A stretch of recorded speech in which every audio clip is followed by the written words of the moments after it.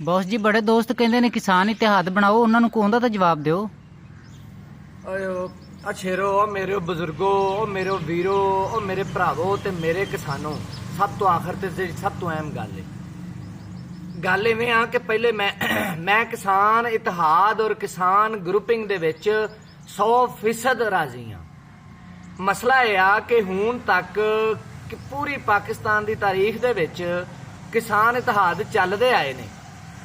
ਉਹ ਆਪਣੀ ਜਗ੍ਹਾ ਤੇ ਆਪਣਾ ਕੰਮ ਕਰਦੇ ਆਏ ਨੇ, ਜਿੱਥੇ ਜਿੱਥੇ ਜਿੰਨੇ ਜਗ੍ਹਾ ਕੋਈ ਹੈ ਸੀ, ਜਿਹੜੇ ਅੱਛੇ ਲੋਕ ਨੇ ਉਹ ਆਪਣੀ ਜਗ੍ਹਾ ਤੇ ਆਪਣੀ ਆਪਣੀ ਡਿਊਟੀ ਦੇ ਰਹੇ ਨੇ। ਨੋ ਡਾਊਟ ਉਹ ਦੇ ਰਹੇ ਨੇ ਔਰ ਉਹਨਾਂ ਦੀਆਂ ਬੜੀਆਂ ਖਿਦਮਾਤ ਨੇ ਵਕਤ ਦੇ ਹਿਸਾਬ ਨਾਲ।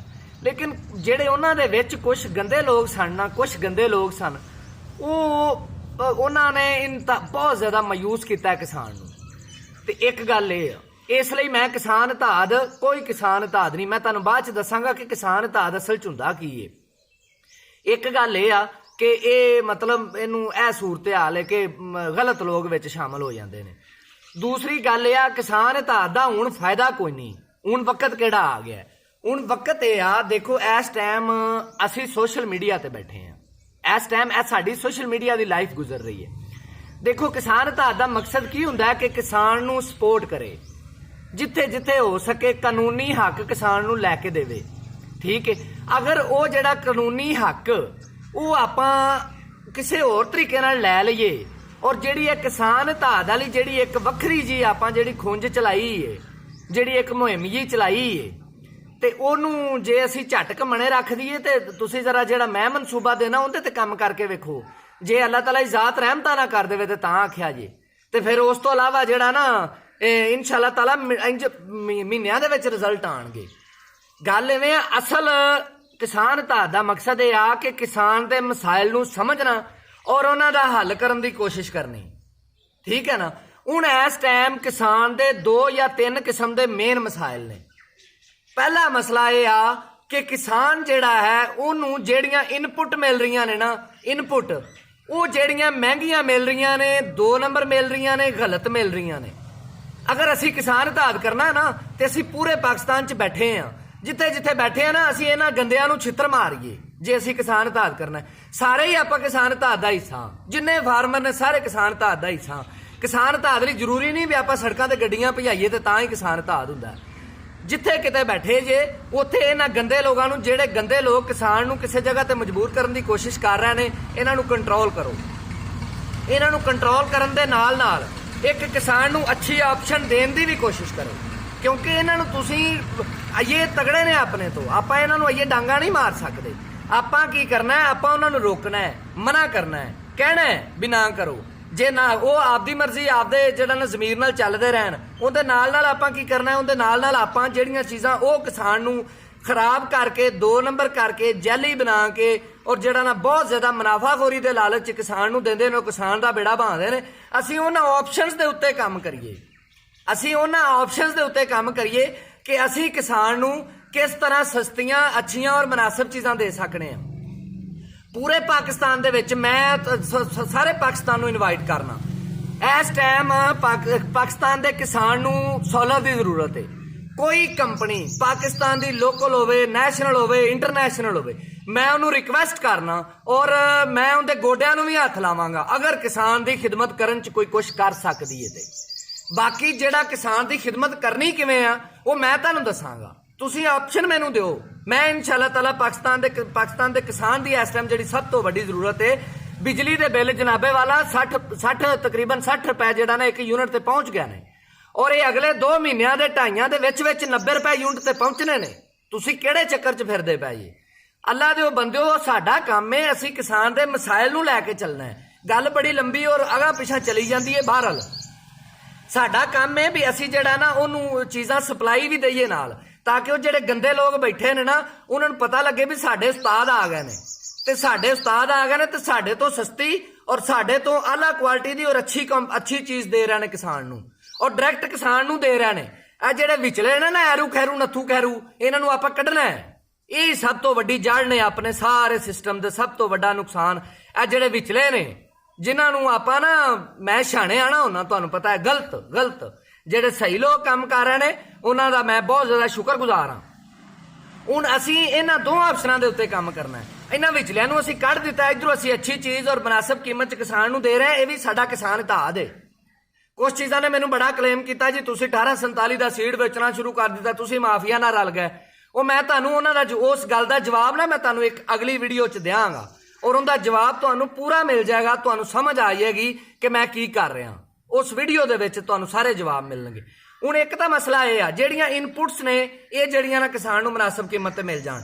ਹੁਣ ਇੱਥੇ ਛੋਟੇ ਕਿਸਾਨ ਦੀ ਮੈਂ ਹਮੇਸ਼ਾ ਕਿਉਂ ਗੱਲ ਕਰਨਾ, ਕਿਉਂਕਿ ਛੋਟਾ ਕਿਸਾਨ ਰੁਲ ਰਿਹਾ। ਰੁਲ ਕਿਵੇਂ ਰਿਹਾ?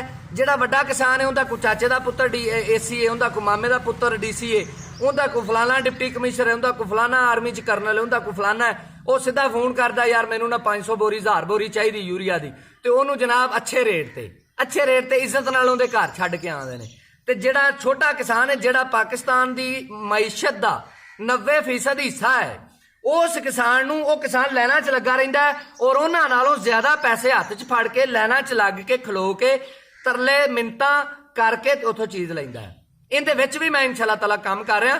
ਤੁਸੀਂ ਮੈਨੂੰ ਮੌਕਾ ਦਿਓ ਔਰ ਅੱਲਾਹ ਤਾਲਾ ਦੀ ਜ਼ਾਤ ਤੋਂ ਜਿਹੜਾ ਨਾ ਦੁਆ ਕਰੋ। ਮੇਰੇ ਇਹ ਖਾਸ ਦੁਆ ਮੈਂ ਅੱਜ ਸਾਰੇ ਕਿਸਾਨਾਂ ਨੂੰ ਕਹਾਂਗਾ ਕਿ ਅੱਲਾਹ ਤਾਲਾ ਦੀ ਜ਼ਾਤ ਤੋਂ ਮੇਰੇ ਲਈ ਨਹੀਂ ਆਪਣੇ ਇਹਨਾਂ ਕਿਸਾਨਾਂ ਲਈ ਦੁਆ ਕਰੋ। ਠੀਕ ਹੋ ਗਿਆ। ਅੱਛਾ, ਉਸ ਤੋਂ ਬਾਅਦ ਦੂਸਰੀ ਆਪਸ਼ਨ ਸਾਡੀ ਇਹ ਆ ਕਿ ਜਿਹੜੀ ਉਹ ਚੀਜ਼ ਤਿਆਰ ਕਰ ਰਿਹਾ ਹੈ ਉਹਦੇ ਵਿੱਚ ਅਸੀਂ ਹੈਲਪ ਆਊਟ ਕਰੀਏ। ਮੈਂ ਹੁਣ ਇਸ ਦਫਾ 1847 ਸੀਡ ਕਿਸਾਨ ਨੂੰ ਦੇ ਰਿਹਾ ਔਰ 1847 ਕਿਸਾਨ ਨੂੰ ਸੀਡ ਦੇ ਕੇ ਮੈਂ ਬਾਅਦ ਚ ਉਹਦੀ ਪ੍ਰੋਪਰ ਤਿਆਰੀ ਵੀ ਨਾਲ ਗਾਈਡ ਕਰਨੀ ਹੈ। ਮੈਂ ਪ੍ਰੋਪਰ ਉਹਦੇ ਫਾਰਮ ਦੇ ਵਿਜ਼ਿਟ ਵੀ ਕਰਨੇ ਨੇ ਪੂਰੇ ਪੰਜਾਬ ਦੇ ਵਿੱਚ। ਮੈਂ ਉਹ ਸਾਰੀ ਫਾਲੋ ਅਪ ਕਰਨਾ ਹੈ। ਉਹਦੇ ਵਿੱਚ ਮੈਂ ਟੋਟਲ ਐਂਡ ਟੂ ਐਂਡ ਫਸਲ ਪੱਕ ਕੇ ਤਿਆਰ ਹੋਣ ਤੋਂ ਬਾਅਦ ਤੱਕ ਵੀ ਮੈਂ ਉਹਨੂੰ ਵੇਚਣ ਤੱਕ ਵੀ ਮੈਂ ਉਹਦੇ ਕਿਸਾਨ ਦੇ ਨਾਲ ਚੱਲਣਾ ਹੈ। ਇਨਸ਼ਾਅੱਲਾ ਤਾਲਾ ਮੇਰੇ ਕਿਸਾਨ ਜਿਹੜਾ ਨਾ ਜਿਹੜੇ ਮੈਨੂੰ ਮੰਨਦੇ ਨੇ ਉਹ ਮੇਰੇ ਨਾਲ ਨੇ ਔਰ ਜਿਹੜੇ ਨਹੀਂ ਨਾ ਮੰਨਦੇ ਕਿਸੇ ਭੁੱਲ ਚ ਨਾ ਰਿਹਾ ਜੇ ਬਾਅਦ ਚ ਰਲਣ ਨਾਲੋਂ ਚੰਗਾ ਹੁੰਦਾ ਟਾਈਮ ਨਾਲ ਰਲ ਜਾਈਏ। ਠੀਕ ਹੈ ਨਾ। ਅੱਛਾ, ਉਸ ਤੋਂ ਬਾਅਦ ਅਗਲੀ ਗੱਲ ਇਹ ਆ ਕਿ ਅਸੀਂ ਕਿਸਾਨ ਨੂੰ ਉੱਥੇ ਫਾਇਦਾ ਦਿੱਤਾ, ਟੈਕਨੀਕਲੀ ਉਹਨੂੰ ਸਪੋਰਟ ਕੀਤਾ। ਜਦੋਂ ਉਹਦੇ ਕੋਲ ਪੈਸਾ ਆਵੇਗਾ ਉਹਦੇ ਹਾਲਾਤ ਠੀਕ ਹੋਣਗੇ ਉਹ ਆਪੇ ਹੀ ਤਗੜਾ ਹੋ ਜਾਏਗਾ। ਕਿਸੇ ਕਿਸਾਨ ਧਾਰ ਦੀ ਨਹੀਂ ਲੋੜ। ਉਹਨੂੰ ਕਾਨੂੰਨ ਦੱਸੀਏ ਤੇਰਾ ਕਿਹੜਾ ਕਿਹੜਾ ਕਾਨੂੰਨੀ ਹੱਕ ਹੈ, ਉਹਨੂੰ ਅੱਛੇ ਸੀਟ ਦਈਏ, ਉਹਨੂੰ ਅੱਛੀਆਂ ਆਪਸ਼ਨਾਂ ਸੋਲਰ ਦੇ ਟਿਊਬਵੈਲਸ ਦਈਏ, ਉਹਨੂੰ ਇਹ ਸਾਰੀਆਂ ਚੀਜ਼ਾਂ ਅੱਛੀ ਮਸ਼ੀਨਰੀ ਦਈਏ, ਉਹਦੇ ਵਿੱਚ ਕੰਮ ਕਰੀਏ। ਜਿੰਨੇ ਸੋਸ਼ਲ ਮੀਡੀਆ ਵਾਲੇ ਲੋਕ ਨੇ ਨਾ ਉਹ ਬੰਦੇ ਬਣ ਜਾਓ। ਤੁਸੀਂ ਜਿਹੜੇ ਕੰਮਾਂ ਨੂੰ ਲੱਗੇ ਜੇ ਨਾ ਉਹ ਕੰਮ ਛੱਡ ਦਿਓ, ਜਿਹੜੇ ਅਸਲ ਕੰਮ ਕਰਨ ਵਾਲੇ ਉਹਨਾਂ ਨੂੰ ਛੱਡ ਦਿਓ। ਔਰ ਮੈਂ ਸੋਸ਼ਲ ਮੀਡੀਆ ਵਾਲੇ ਜਿੰਨੇ ਵੀ ਐਗਰੀਕਲਚਰ ਸੈਕਟਰ 'ਚ ਦੋਸਤ ਕੰਮ ਕਰ ਰਹੇ ਨੇ ਨਾ ਮੈਂ ਉਹਨਾਂ ਸਾਰਿਆਂ ਨੂੰ ਅੱਜ ਆਲੇ ਲਾਨ ਅੱਲਾਹ ਤਾਲਾ ਦੀ ਜ਼ਾਤ ਨੂੰ ਹਾਜ਼ਰ ਨਾਜ਼ਰ ਜਾਣ ਕੇ ਮੈਂ ਅੱਜ ਇਨਵਾਈਟ ਕਰ ਰਿਹਾ ਕਿ ਆਓ ਤੁਸੀਂ ਮੇਰੀ ਟੀਮ ਦਾ ਹਿੱਸਾ ਜੇ ਤੇ ਮੈਂ ਤੁਹਾਨੂੰ ਦੱਸਣਾ ਕੰਮ ਕਿਵੇਂ ਕਰਨਾ ਔਰ ਕਿਸਾਨ ਧਾਦ ਕੀ ਹੁੰਦਾ ਹੈ। ਅੱਛਾ, ਇੱਕ ਉਸ ਜਗ੍ਹਾ ਤੇ ਜਿਹੜਾ ਨਾ ਉਹ ਅਸੀਂ ਉਹਨੂੰ ਸਪੋਰਟ ਕਰ ਰਹੇ ਹਾਂ, ਉਹਨੂੰ ਉਹਦੀ ਫਸਲ ਤਿਆਰ ਕਰ ਰਹੇ। ਉਹਨੂੰ ਜਦੋਂ ਅੱਛਾ ਮੁਨਾਫਾ ਮਿਲ ਜਾਏਗਾ ਆਪੇ ਤਗੜਾ ਹੋ ਜਾਏਗਾ, ਕਾਨੂੰਨੀ ਹੱਕ ਪਤਾ ਲੱਗ ਜਾਏਗਾ। ਬੰਦੇ ਤਾਂ ਅੱਗੇ ਅੱਕੇ ਪਏ ਨੇ, ਅੱਲਾ ਦੇ ਬੰਦੇ ਉਹਨਾਂ ਨੂੰ ਕਾਨੂੰਨੀ ਹੱਕ ਦੱਸੋ, ਉਹਨਾਂ ਨੂੰ ਸਹੀ ਤਰੀਕਾ ਦੱਸੋ। ਡਾਂਗਾ ਫੜ ਕੇ ਜੇ ਖਲੋ ਨਾ ਜਾਣ ਤੇ ਤਾਂ ਆਖਿਆ ਜੀ। ਪਰ ਅਸੀਂ ਸਾਡਾ ਮੁਲਕ ਬੜਾ ਅਜ਼ੀਜ਼ ਹੈ, ਸਾਨੂੰ ਅਸੀਂ ਡਾਂਗਾ ਨਹੀਂ ਫੜਨੀਆਂ। ਇਹ ਜਿਹੜੇ ਕਿਸਾਨ ਧਾਰ ਦੇ ਹਾਮੀ ਨੇ ਨਾ, ਕਿਸਾਨ ਧਾਰ ਦੇ ਹਾਮੀ ਅਸਲ 'ਚ ਜੱਥਾ ਗਰੁੱਪ ਨੇ, ਅਸਲ 'ਚ ਉਹੀ ਮਾਫੀਆ ਨੇ ਜਿਨ੍ਹਾਂ ਨੂੰ ਅਸੀਂ ਜਿਹੜਾ ਨਾ ਬਚਾਉਣਾ ਚਾਹੁੰਦੇ ਹਾਂ, ਜਿਨ੍ਹਾਂ ਤੋਂ ਅਸੀਂ ਕਿਸਾਨ ਨੂੰ ਬਚਾਉਣਾ ਚਾਹੁੰਦੇ ਹਾਂ। ਠੀਕ ਹੈ ਨਾ। ਸਾਰੇ ਨਹੀਂ ਮੈਂ ਕਹਿੰਦਾ, ਕੁਛ ਠੀਕ ਹੋ ਗਿਆ ਨਾ। ਅੱਛਾ, ਉਸ ਤੋਂ ਬਾਅਦ ਤੀਸਰੀ ਆਪਸ਼ਨ ਸਾਡੇ ਕੋਲ ਕੀ ਆਉਂਦੀ? ਤੀਸਰੀ ਆਪਸ਼ਨ ਸਾਡੇ ਕੋਲ ਇਹ ਹੈ ਕਿ ਕਿਸਾਨ ਦੀ ਜਿਹੜੀ ਆਊਟਪੁੱਟ ਹੈ ਯਾਨੀ ਜਿਹੜੀ ਫਸਲ ਤਿਆਰ ਹੋ ਜਾਂਦੀ ਹੈ ਉੱਥੇ ਆ ਕੇ ਵੀ ਕਿਸਾਨ ਰੋਲਦਾ। ਉੱਥੇ ਆ ਕੇ ਕਿਸਾਨ ਰੋਲਦਾ, ਉਹਦੀ ਸ਼ੈ ਨੂੰ ਕੋਈ ਨਹੀਂ ਲੈਂਦਾ, ਸਹੀ ਕੀਮਤ ਕੋਈ ਨਹੀਂ ਦਿੰਦਾ। ਉਸ ਟਾਈਮ ਜਿਹੜਾ ਨਾ ਮੌਕੇ ਦੇ ਉੱਤੇ ਚੀਜ਼ ਦੀ ਐਫਲੂਐਂਸ ਹੁੰਦੀ ਯਾਨੀ ਇਜ਼ਾਫੀ ਵਾਧੂ ਮਾਰਕੀਟ 'ਚ ਪਈ ਹੁੰਦੀ ਹੈ। ਜਿਹੜਾ ਵਪਾਰੀਆ ਤੇ ਜਿਹੜਾ ਵਿਚਲੇ ਲਗੇ ਕਰਦੇ ਨੇ ਨਾ ਇਹ ਕਿਸਾਨ ਨੂੰ ਐਸਾ ਮਜਬੂਰ ਕਰ ਦਿੰਦੇ ਨੇ ਕਿ ਮੈਂ ਉਸ ਤਕਲੀਫ ਨੂੰ ਬਰਦਾਸ਼ਤ ਨਹੀਂ ਕਰ ਸਕਦਾ। ਠੀਕ ਹੈ, ਉਹਦੇ ਤੇ ਕੰਮ ਕਰੋ। ਉਸ ਟਾਈਮ ਉਹ ਜਿਨਸਾਂ ਨੂੰ ਅੱਛੀਆਂ ਜਿਹੜੀਆਂ ਨਾ ਅੱਛੀਆਂ ਆਪਸ਼ਨਸ ਦਿਓ, ਉਹਨੂੰ ਡਾਇਰੈਕਟ ਕਸਟਮਰ ਤੱਕ ਪਹੁੰਚਾਉਣ ਦੀ ਕੋਸ਼ਿਸ਼ ਕਰੋ ਉੱਥੋਂ ਕਿਸਾਨ ਕੋਲੋਂ ਲੈ ਕੇ, ਔਰ ਉਹਨੂੰ ਅੱਛਾ ਮੁਨਾਫਾ ਦਿਓ। ਆਪਣਾ ਰਿਜ਼ਕੇ ਹਲਾਲ ਕਮਾਓ, ਉਹਨੂੰ ਅੱਛਾ ਮੁਨਾਫਾ ਦਿਓ। ਆਪਣਾ ਰਿਜ਼ਕੇ ਹਲਾਲ ਉਸ ਵਕਤ ਹਲਾਲ ਏ ਜਿਸ ਟਾਈਮ ਤੁਸੀਂ ਕਿਸਾਨ ਨੂੰ 90 ਰੁਪਏ ਦਾ ਫਾਇਦਾ ਦਿੱਤਾ ਹੈ ਤੇ ਤੁਸੀਂ 5 ਰੁਪਏ ਰੱਖ ਵੀ ਲੈ ਲੈਣਾ ਤੇ ਜਾਓ, ਤੁਹਾਨੂੰ ਆਜ਼ਾਦੀ ਹੈ। ਆਪਣੇ ਬੱਚੇ ਵੀ ਪਾਲਣੇ ਨੇ, ਪਾਲੋ। ਔਰ ਉਸ ਇਹ ਜਦੋਂ ਇੰਜ ਕਰੋਗੇ ਨਾ ਤੇ ਅੱਲਾਹ ਤਾਲਾ ਦੀ ਜ਼ਾਤ ਇੰਨੀ ਰਾਜ਼ੀ ਹੋਵੇਗੀ ਔਰ ਇੰਨੇ ਕਰਮ ਕਰੇਗੀ ਕਿ ਤੁਸੀਂ ਕਦੀ ਇਸ ਤੋਂ ਪਹਿਲੇ ਜ਼ਿੰਦਗੀ 'ਚ ਸੋਚਿਆ ਵੀ ਨਹੀਂ ਹੋਣਾ। ਠੀਕ ਹੋ ਗਿਆ। ਹੁਣ ਉਸ ਤੋਂ ਬਾਅਦ ਜਦੋਂ ਅਸੀਂ ਪ੍ਰੋਡਕਟ ਸੇਲ ਕਰ ਰਹੇ ਹਾਂ, ਅਸੀਂ ਇੱਕ ਜਗ੍ਹਾ ਤੇ ਕਿਸਾਨ ਨੂੰ ਅੱਛੇ ਸੀਡ ਵੀ ਦੇ ਰਹੇ ਹਾਂ, ਅੱਛੀਆਂ ਪੈਸਟੀਸਾਈਡ ਵੀ ਦੇ ਰਹੇ ਹਾਂ, ਅੱਛੀਆਂ ਫਰਟੀਲਾਈਜ਼ਰ ਵੀ ਦੇ ਰਹੇ ਹਾਂ, ਉਹਨੂੰ ਨਾਲ ਅੱਗੇ ਟੈਕਨੀਕਲ ਸਪੋਰਟ ਵੀ ਦੇ ਰਹੇ ਹਾਂ, ਐਕਸਪਰਟ ਬੰਦੇ ਵੀ ਦੇ ਰਹੇ ਹਾਂ। ਬੜੀ ਮਾਮੂਲੀ ਜੀ ਫੀਸ, ਮਾੜੀਆਂ ਮੋਟੀਆਂ ਜਿਹੜੀਆਂ ਨਾ ਉਹ ਲਵਾਜ਼ਮਾਤ ਦੇ ਨਾਲ ਕਿ ਯਾਰ ਅਸੀਂ ਤੈਨੂੰ ਸਪੋਰਟ ਕਰਨੇ ਆ, ਕੋਈ ਵੱਡੀਆਂ ਫੀਸਾਂ ਨਹੀਂ। ਇਹ ਸੋਸ਼ਲ ਮੀਡੀਆ ਤੇ ਯੂਟਿਊਬਰ ਨਾ ਮੈਨੂੰ ਸਮਝਿਆ ਜੀ, ਜਿਹੜੇ ਲੋਕ ਅੱਜ ਤੱਕ ਇਹ ਸਮਝਦੇ ਨੇ ਨਾ ਮੈਨੂੰ ਬੜੇ ਅਫਸੋਸ ਮੈਂ ਸ਼ਰਮਿੰਦਾ ਉਸ ਗੱਲ ਤੇ, ਉਹਨਾਂ ਦੀ ਅਕਲ ਤੇ ਜਿਹੜੇ ਮੈਨੂੰ ਯੂਟਿਊਬਰ ਜਾਂ ਸੋਸ਼ਲ ਮੀਡੀਆ ਪਰਸਨ ਸਮਝਦੇ ਨੇ। ਗੱਲ ਇਹ ਆ ਕਿ ਮੈਂ ਤੁਹਾਡੇ ਇਤਿਹਾਦ ਦਾ ਆਗੂ ਹੱਥ ਹਾਂ। ਤੁਸੀਂ ਮੈਨੂੰ ਇੱਕ ਦਾ ਫਾਲੋ ਤੇ ਕਰਕੇ ਵੇਖੋ, ਜੇ ਚੱਸ ਨਾ ਆਈ ਤੇ ਤਾਂ ਆਖਿਆ ਜੇ। ਅੱਛਾ, ਉਸ ਤੋਂ ਬਾਅਦ ਅਸੀਂ ਜਦੋਂ ਕਿਸਾਨ ਨੂੰ ਟੈਕਨੀਕਲੀ ਸਪੋਰਟ ਕੀਤਾ, ਉਹਦੀ ਸ਼ੈ ਅੱਛੀ ਵਿਕ ਗਈ, ਕੀ ਹੋਵੇਗਾ? ਅੱਛੀ ਸ਼ੈ ਤਿਆਰ ਕਰਨ 'ਚ ਕਿਸਾਨ ਦੀ ਹੈਲਪ ਕਰਾਂਗੇ, ਕਿਸਾਨ ਦੀ ਅੱਛੀ ਸ਼ੈ ਵਿਕੇਗੀ, ਕਿਸਾਨ ਸਾਡਾ ਸਾਥ ਦੇਗਾ। ਜਿਸ ਟਾਈਮ ਸਾਨੂੰ ਕਿਸਾਨ ਦੀ ਜ਼ਰੂਰਤ ਪਏਗੀ, ਮੈਂ 1847 ਸੀਟ ਤੇ ਕੰਮ ਸ਼ੁਰੂ ਕੀਤਾ ਹੈ। ਮੈਂ ਕਸਮ ਖਾ ਕੇ ਗੱਲ ਆਣਾ ਕਿ ਮੈਂ ਕਿਸਾਨਾਂ ਨੂੰ ਮੈਸੇਜ ਕੀਤਾ ਹੈ ਜੀ ਮੈਨੂੰ ਪੇਮੈਂਟਸ ਕਰੋ, ਔਰ ਮੈਨੂੰ ਸਮਝ ਨਹੀਂ ਆਈ ਪੇਮੈਂਟਸ ਕਿੰਨੀਆਂ ਆ ਗਈਆਂ ਨੇ। ਕੱਲ ਦੇ 2 ਬੰਦੇ ਪੇਮੈਂਟਸ ਨੂੰ ਮੈਨੇਜ ਕਰਨ ਤੇ ਲੱਗੇ ਨੇ ਕਿ ਉਹ ਪੈਸਿਆਂ ਦਾ ਕਿੱਥੋਂ ਪੈਸੇ ਕਿਹੜੇ ਆਏ ਨੇ। 1-2 ਕਿਸਾਨਾਂ ਦੀ ਪੇਮੈਂਟ ਦਾ ਵੀ ਮਸਲਾ ਆਇਆ ਔਰ ਉਹ ਕਿਸਾਨ ਪਰੇਸ਼ਾਨ ਨਾ ਹੋਣ।